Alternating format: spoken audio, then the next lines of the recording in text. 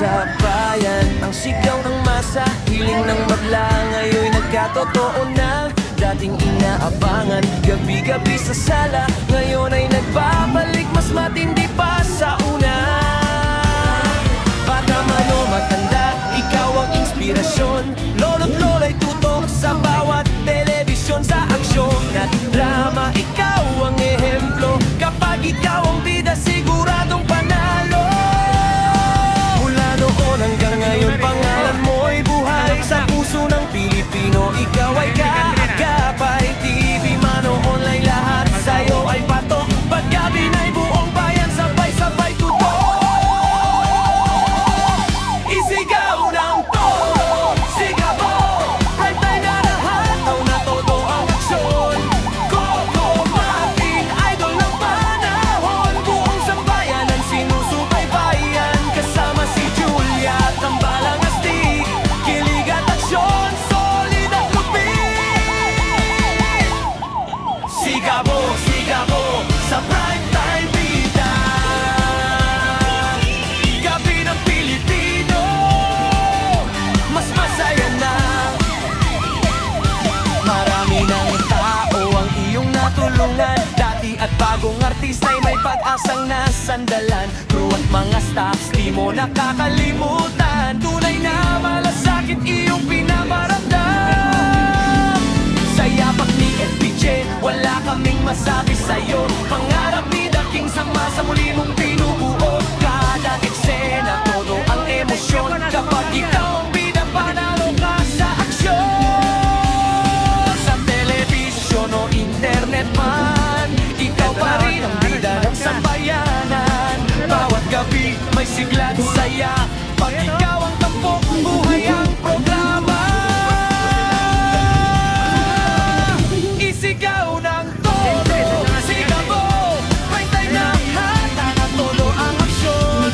Coco Martin, idol ng panahon, buong sambayanan sabay tinututukan. Kasama si Julia, tambalang astig, kilig at aksyon, solid at lupit.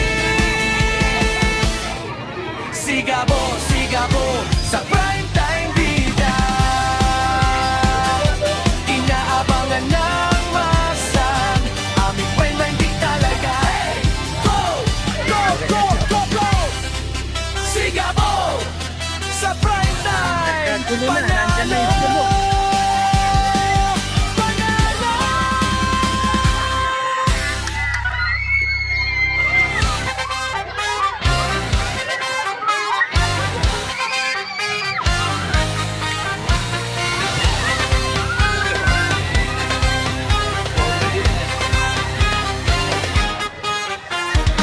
Narinig na niya ang gusto ng taong bayan, laging hinihiling at tunay kinasabi kan yung dati nakahiligan. Sa gabi tinututukan, muli na masisilayan natin ng inaabangan.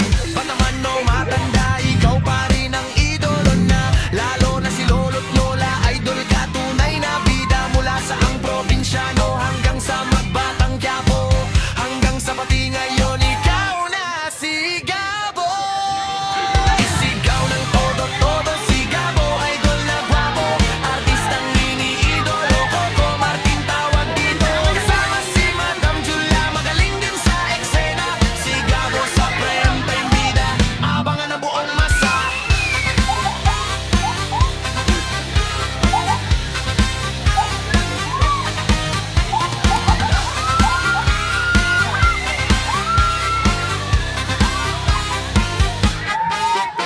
Itong artista na si Coco, marami nang napatunayan, karangalan na tanggap niya, deserve na niya, super galing yan. Marami ding matulungan yan, bago at dating mga artista, pati mga crew staff niya pa sa likod at harap man ng kamera.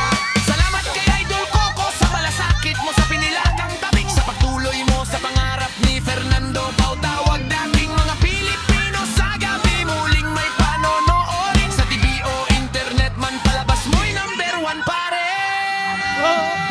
Isigaw ng todo, todo, si Gabo, idol na guwapo, artistang iniidolo, Coco Martin tawag dito. Kasama si Madam Julia, magaling din sa eksena,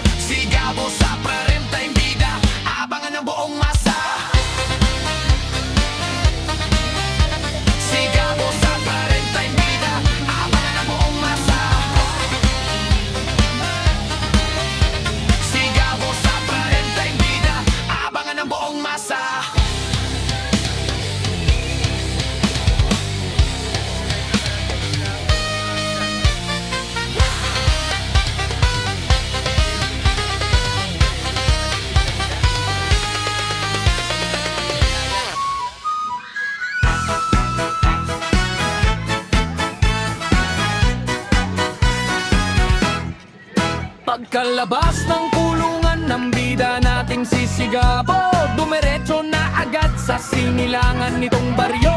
I am back where I belong, ang nasambit pa nga nito. Barangay Gininto ang lupaan, dito na ako. Sa kanyang pag-uwi sa minamahal nitong baryo, itong mga madlang masa ay umagaw ng atensyon dito. Lalo na itong si Tekla na sexy at ganda na todo. Love na love niya pala itong bidang si Gabo.